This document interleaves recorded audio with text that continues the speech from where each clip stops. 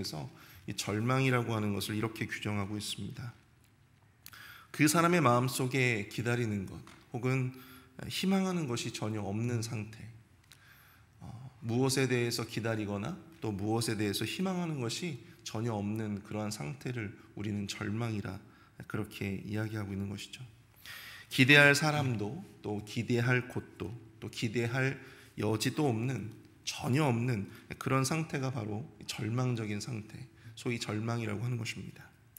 여러분들은 이러한 절망을 경험해 보신 적이 있으십니까? 건강 때문에 혹은 돈 때문에 사람 때문에 우리는 늘 절망하게 되죠.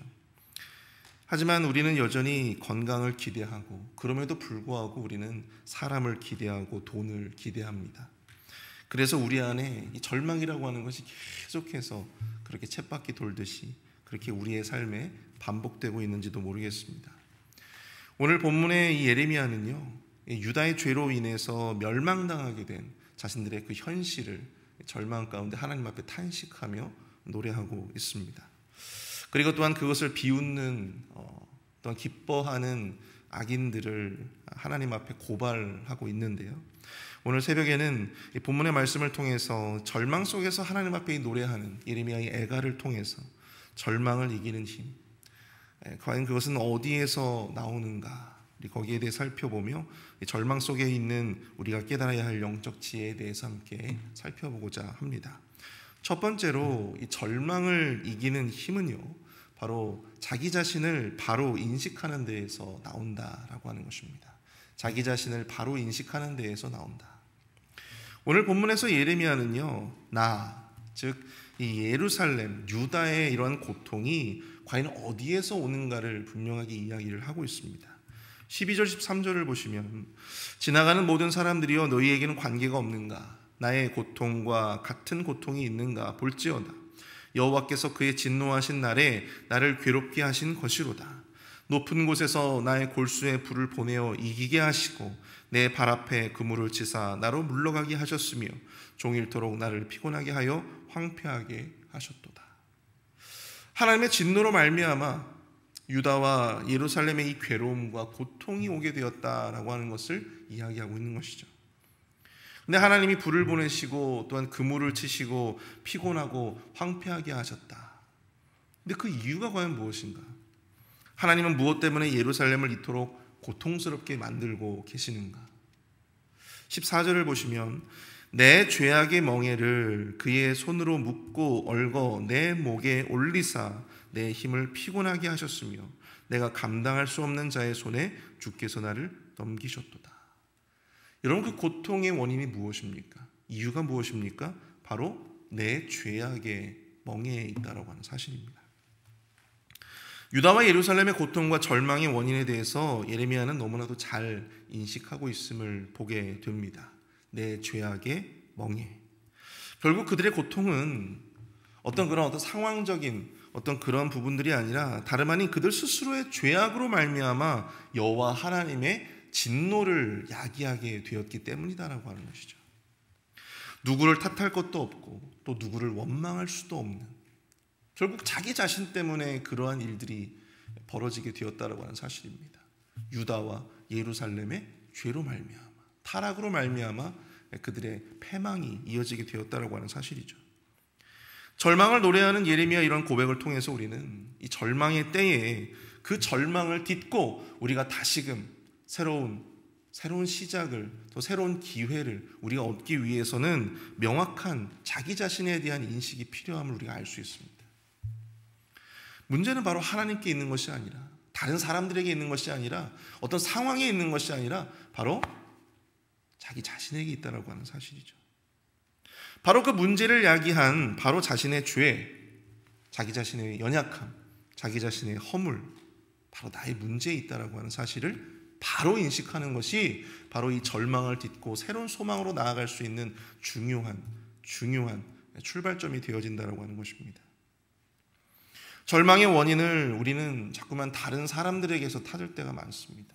내가 누구 때문에 신앙생활을 못하겠다, 내가 누구 때문에 힘들다, 내가 어떤 상황 때문에 힘들다, 어떤 문제 때문에 힘들다. 근데 중요한 것은요, 바로 그 문제의 핵심은 바로 자기 자신에게 있다라고 하는 사실이에요.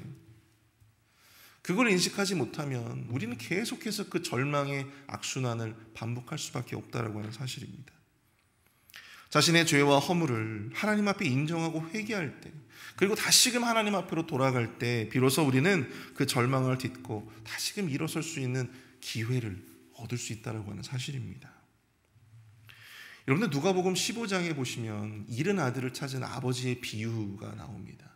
거기에 보면 둘째 아들이 허랑방탕하여 아버지로부터 미리 유산을 상속받아서 이 외국에 나가서 허랑방탕해가지고 그 모든 돈을 다 소진하죠. 나중에는 어떻게 됩니까? 돼지우리에서 돼지들이나 먹는 그 쥐염염매를 주워 먹으면서 배고픔을 해결하는 거예요. 이게 얼마나 절망적이고 비참한 상황입니까? 그때 그가 만약에 고집을 피우고 내 잘못이다 하면서 내가 고향으로 돌아가지도 않고 그 돼지우리에서 계속 그렇게 민기적 됐더라면 여러분, 아버지와의 그런 화해가 있을 수 있었을까요? 없었겠죠. 하지만 그는 자기 자신의 현실을 너무나도 분명하게 직시했어요. 내가 여기서 줄여 죽는구나. 내가 여기서 줄여 죽는구나. 고향에 가면 아버지도 있고 집도 있고 내가 머물 집도 있을 텐데 내가 여기서 줄여 죽게 생겼구나. 자기 자신에 대한 분명한 자기 인식이 거기서 출발을 하게 되었습니다. 아버지로부터 죽임을 당한다 할지라도, 아버지로부터 내쳐진다 할지라도 일단 가고 보자. 그래서 아버지를 향해 가는 거예요. 고향으로 돌아갔을 때 아버지와의 화해를 통해서 아버지께 용서를 구하고 또 그로 말미암아 그 관계가 다시금 회복됨을 우리는 알 수 있습니다. 자신의 죄와 잘못을 철저하게 깨닫고 아버지의 처분만을 기다리면서 그렇게 돌아가는 자만이 기회를 얻게 되는 것입니다. 우리가 용서를 구할 때 먼저 자기 자신의 죄와 허물을 인정하는 것이 참 중요하죠. 그래야 관계가 회복될 수 있습니다. 하나님과의 관계도 마찬가지예요. 자신의 죄와 허물을 인정하지 않은 채 자꾸만 하나님을 원망하고 이 상황을 원망하고 이런 어떤 원망들이 계속되어진다면, 자꾸만 누구를 탓하는 어떤 그런 말들이, 또 그런 생각들이 계속되어진다면 결국 남는 것은 아무것도 없습니다.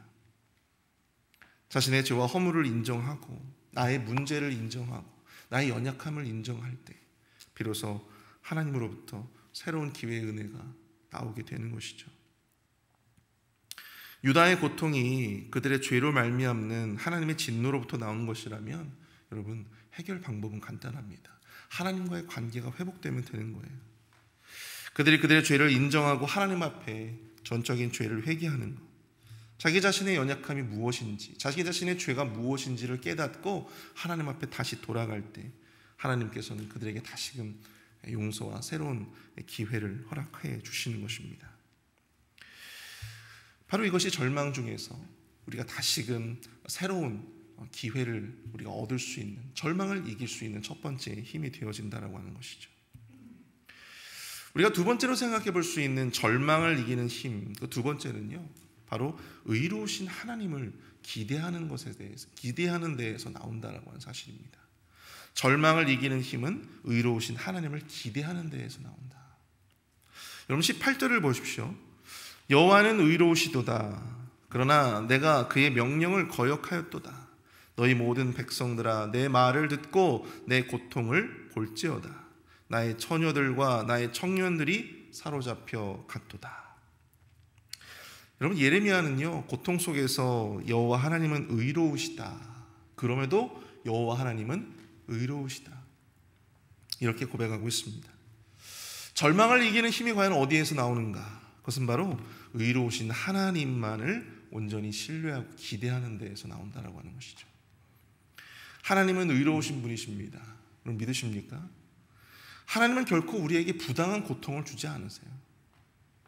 하나님은 결코 우리에게 의미 없는 그런 절망을 허락하실 분이 아닙니다. 여호와 하나님은 오늘 이 예레미야의 고백처럼 너무나도 의로우신 분이기 때문이죠. 바로 이 한마디에 우리의 고통과 절망을 이길 우리가 힘을 얻게 된다라고 하는 사실입니다.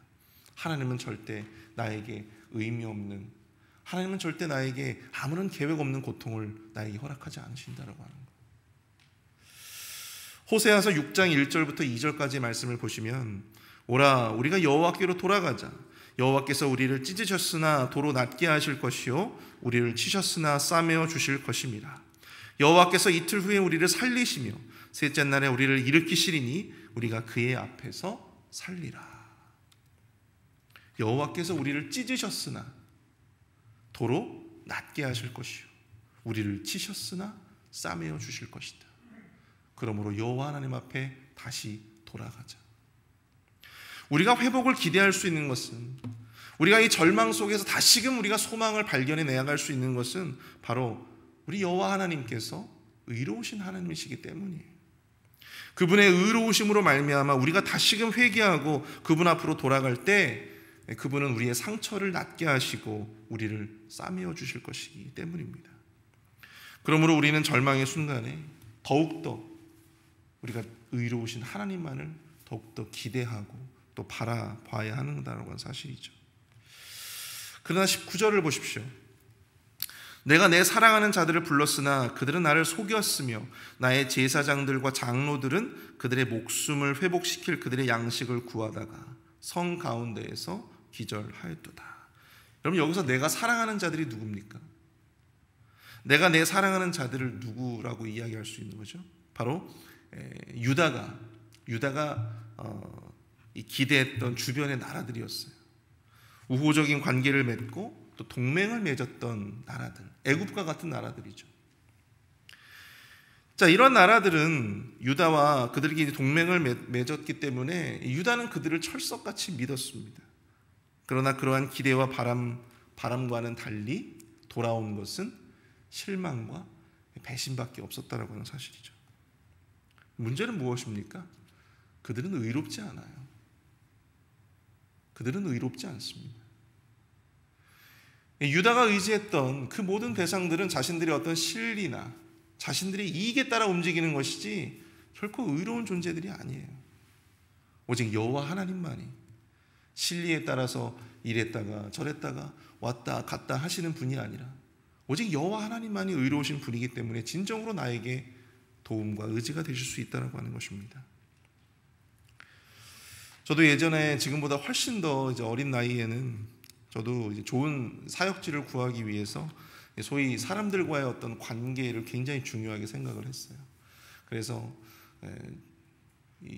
참 좋은 선배들, 또 좋은 동기들, 좋은 이제 사역지에서 이제 사역하고 있는 그런 사람들과 소위 말하는 어떤 그런 친목을 굉장히 중요하게 생각을 했었더랬습니다. 중요한 거는 사역지를 제가 이제 계속해서 이제 사역지를 이제 다니면서 사역을 해오면서 느끼는 것은 목회자가 참 사역지를 구함에 있어서 우리가 사람을 기대하기가 쉽지 않아요. 그런데 사역지를 이렇게 구해 보면서 느끼는 것은 그런 것이 아무런 소용이 없더라고요. 제가 지금까지 사역을 해오면서 이 사역지를 구할 때 사람의 손을 빌어가지고 사람을 통해가지고 사역지를 얻어본 적이 없습니다. 결국 기대했던 것은 실망으로 돌아올 뿐이에요. 기대했던 것은 실망으로 돌아올 뿐이에요. 아, 그렇구나. 사람을 기대해봤자 아무런 의미가 없구나 라고 하는 것을 제가 사역을 해오면서 목회를 해오면서 계속해서 느끼게 되더라고요. 여러분, 예레미야 17장 5절부터 8절까지의 말씀을 보시면요, 이런 구절이 있습니다. 제가 읽어드릴게요. 여호와께서 이와 같이 말씀하시니라. 무릇 사람을 믿으며 육신으로 그의 힘을 삼고 마음이 여호와에게서 떠난 그 사람은 저주를 받을 것이라. 그는 사막의 떨기나무 같아서 좋은 일이 오는 것을 보지 못하고 광야 간조한 곳 건건한 땅 사람이 살지 않은 땅에 살리라. 그러나 무릇 여호와를 의지하며 여호와를 의뢰하는 그 사람은 복을 받을 것이라. 그는 물가에 심어진 나무가 그 뿌리를 강변에 뻗치고 더위가 올지라도 두려워하지 아니하며 그 입이 청청하며 가무는 해에도 걱정이 없고 결실이 그치지 아니함 같으리라. 하나님을 의지하는 자와 사람을 의지하는 자, 육신의 어떤 힘을 믿고 의지하며 살아가는 사람들의 차이에 대해서 예레미야 선지자가 이렇게 예언의 말씀을 전하고 있습니다. 하나님을 기대하고 바라는 자에게 하나님은 더위와 가뭄에도 결실을 그치지 않게 하실 것이다. 그렇게 말씀하고 있어요. 절망적인 상황에도 불구하고 그 절망을 딛고 다시금 새로운 소망의 시대로 나아갈 수 있는 길을 열어주십니다. 하나님을 기대하고 바라는 자에게 하나님은 절망 중에도 새로운 은혜를 베풀어 주십니다. 그러나 도무지 기대하지 못할 것들에 기대함으로 인생을 허비하는 자들에게는 그 모든 것이 저주와 같다. 그 모든 것이 허비와 같다라고 하는 것이죠. 사랑하는 성도 여러분, 오늘 말씀처럼 우리가 절망 가운데서도 주님 앞에 기도하며 나아가실 때 진정으로 의로우신 주님만을 바라보실 수 있는 저와 여러분들이 될 수 있기를 축복합니다. 그럴 때 그 절망 중인 상황에서도 하나님께서는 우리의 삶에 풍성한 열매로 가득 찰 수 있도록 하나님께서 축복의 삶을 우리에게 열어주실 줄로 믿습니다.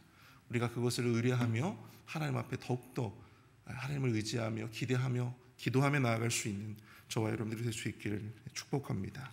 우리 시간 함께 기도하실 때 우리가 이렇게 기도하며 나아가길 원합니다. 하나님, 우리의 힘으로는 어찌할 수 없는 그런 절망 중에서 하나님을 탓하고 남을 탓하고 상황을 탓하는 인생이 아니라 자신의 죄와 허물을 겸허히 바라볼 수 있는 자가 되게 하여 주시고 세상에 기대하지 못할 것들을 기대하며 인생을 허비하지 않게 하여 주시며 온전히 의로우신 하나님을 기대하며 나아갈 수 있게 하여 주옵소서. 함께 기도하겠습니다.